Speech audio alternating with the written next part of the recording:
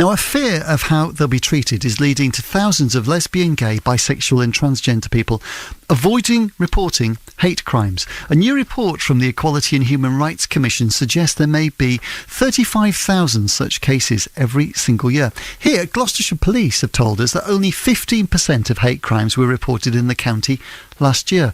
237 cases were reported in 2014, more than 1,400 reported over the last 5 years. Joining me now is Cheltenham-based Juliette Prais. Juliette is the company director of the Pink Lobster dating website. Morning to you. Good morning. These statistics, I guess, probably don't shock you as much as many other people this morning. Yeah, of course they shock me. They would shock anybody. Obviously, I hear about a lot of hate crimes, not necessarily physical. I hear a lot of other kinds of hate crimes, but the fact that it's rural is not so surprising. The rural sort of statistics, you know, David from Little Britain's a sort of historic example, but it is happening still. So what are people facing? Give me some examples of what might shock people this morning, thinking, I can't believe that happens in the time and the world we live in nowadays. I think for Gloucestershire in particular, I mean, I run events all over the country, but in Gloucestershire there's a real invisibility facing LGBT people still. The fact that there are no venues for anyone to go to in Cheltenham now, for example, the Gloucester didn't have anywhere. Now it's reopened, Westgate, sorry. There's nowhere for people to go, so therefore we're invisible. So it's a bit like 40 years ago we used to be, when we don't exist. That's how it feels in Gloucestershire right now, and to me that is a form of hate crime being ignored. But what sort of abuse do people get? What do people say to you? I don't get abuse directly. No, but what you're hearing, you said you've heard many stories. Yeah, of course. So what are you hearing?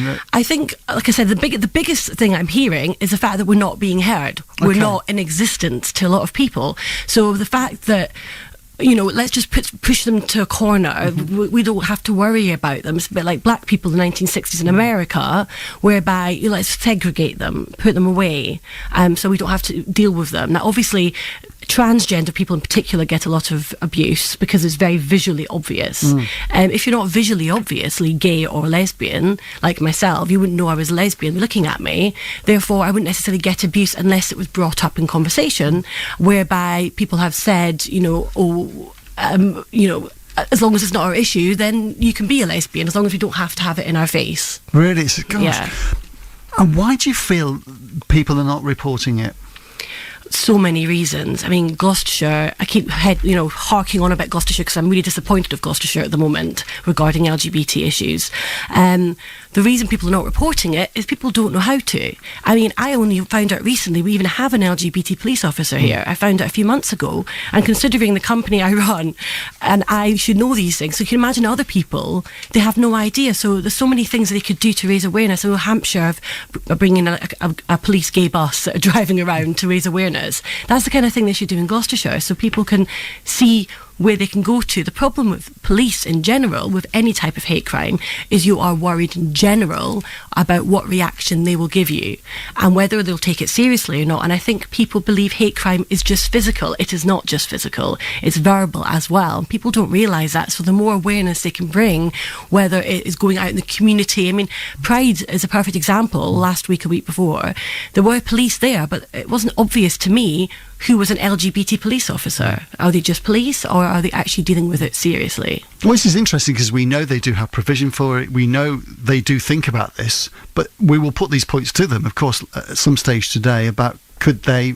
ramp up that presence and actually be even more obvious about it, because that's obviously how you're feeling about it. They need to make it much more obvious. I mean, in the community in general, and another example is the gay helpline.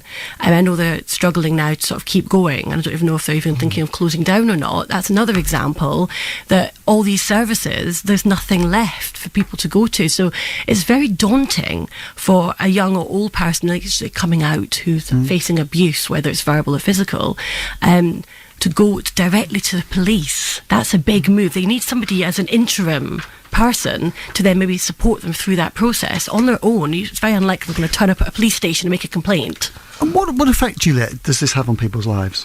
Huge effect. You can't be yourself, for starters. There's fear in the workplace about whether you're going to be accepted, because a lot of people are still not coming out at work. I mean, education's a good example. That teachers are still not coming out. They're very scared because they've still got the Section 28, concept. Still, people still thinking, oh, can I be accepted?